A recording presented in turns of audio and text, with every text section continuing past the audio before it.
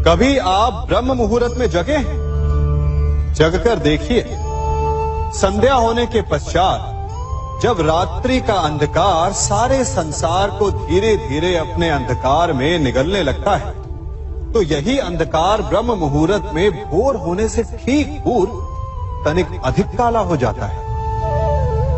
कुछ समझे? हमारा जीवन भी कुछ ऐसा ही होता है।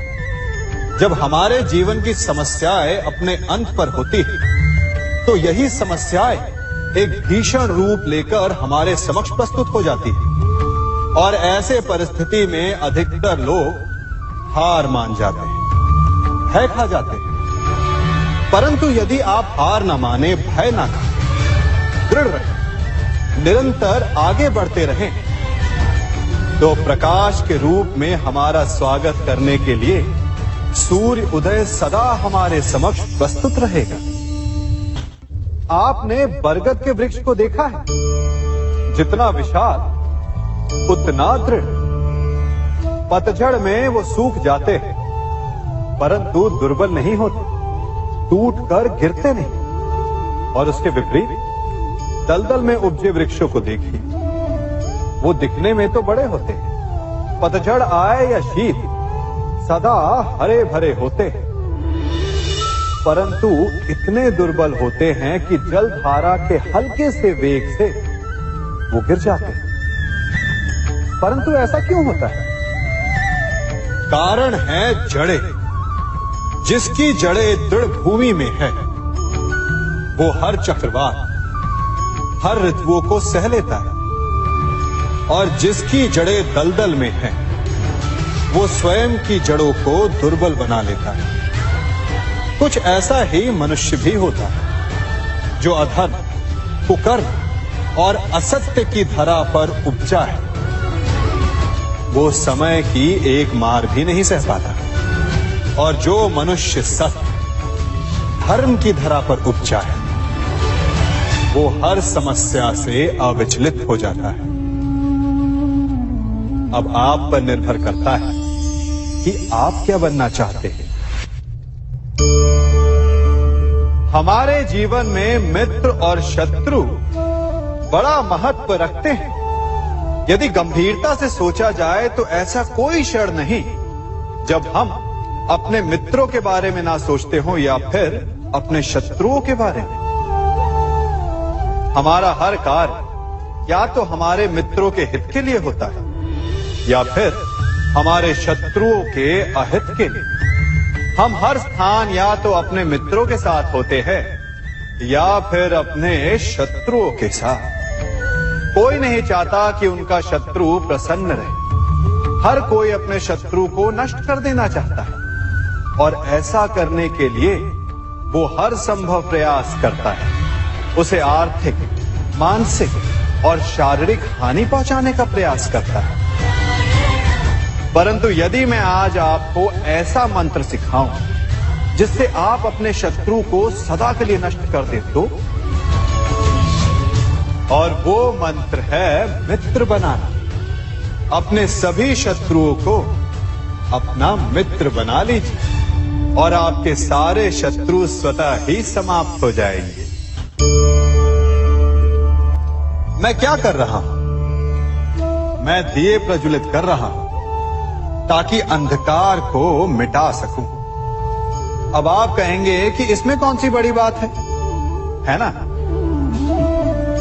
परंतु इसमें महत्वपूर्ण बात समझने के लिए यह है कि मैं क्या नहीं कर रहा हूं, और मैं अंधकार नहीं कर रहा हूं। क्योंकि अंधकार को मिटाने के लिए प्रकाश का अस्त्र तो उठाना ही पड़ता है। बुराई को बुराई से नहीं, अच्छाई से जीता जाता है।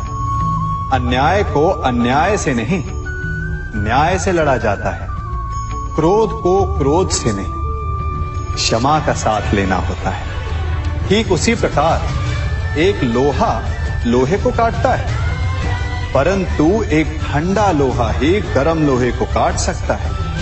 इसलिए यदि आपको अपने जीवन में विजयी होना है, तो अपने शस्त्रों को, अपने अस्त्रों को सोच समझ कर उठाइए, क्योंकि एक अनुचित सोच परिणाम पर भारी प्रभाव डाल सकती है।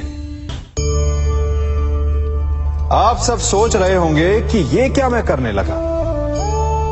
मैं इस पौधे को जड़ से उखाड़ रहा हूं। आश्चर्य हो रहा है ना कि एक पौधे को उखाड़ना या काटना ना केवल एक अपराध है अपितु पाप भी है।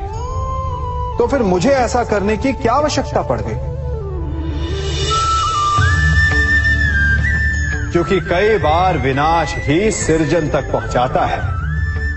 यदि नया भवन बनाना हो तो पुराने भवन को गिराना पड़ता है। व्यवस्था को परिवर्तित करने के लिए क्रांति लानी पड़ती है।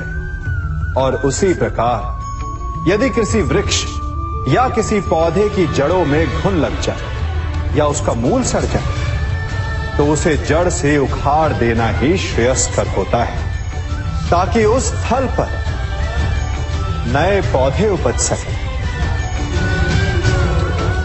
युद्ध करना पर्याय नहीं, परंतु कभी कभी शांति के लिए युद्ध करना आवश्यक हो जाता है। संसार में सबसे श्रेष्ठ क्या है?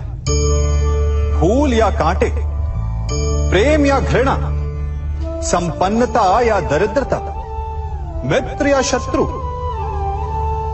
बताइए। अब आप भी कहेंगे कि भला ये कोई पूछने की बात हुई? अवश्य, फूल, प्रेम, संपन्नता और मित्र ही श्रेष्ठ है। परंतु क्या आपने अपने जीवन में कभी सोचा है कि हर एक भाव, हर एक वस्तु, हर एक घटना का एक गुण धर्म होता है?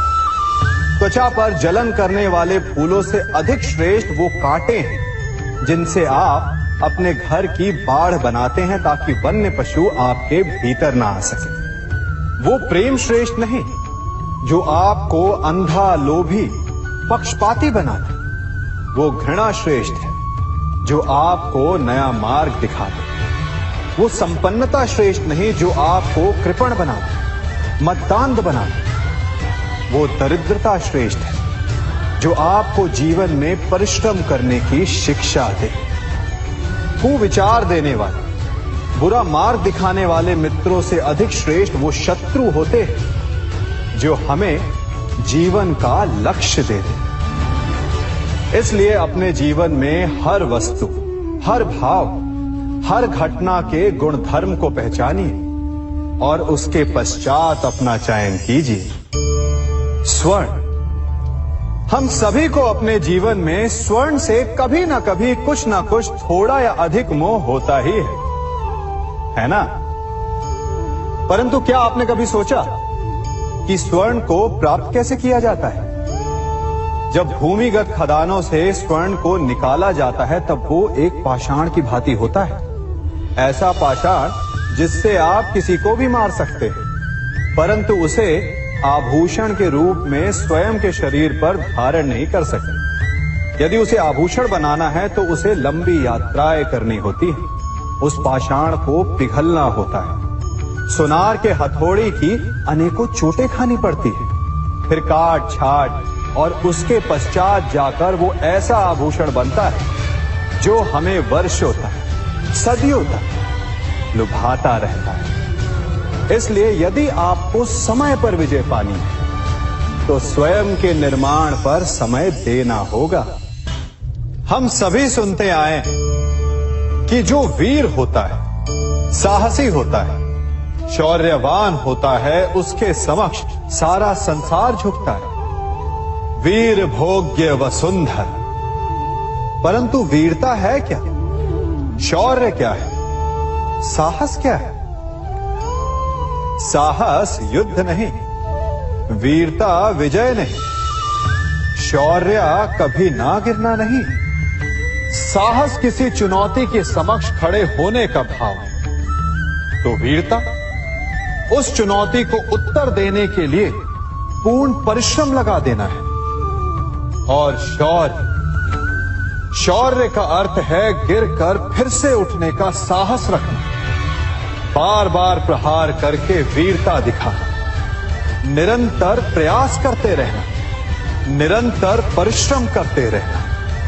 इसलिए विजयी होने से अधिक महत्वपूर्ण है शौर्यवान होना, क्योंकि जो शौर्यवान है उसे विजय मिलना निश्चित है।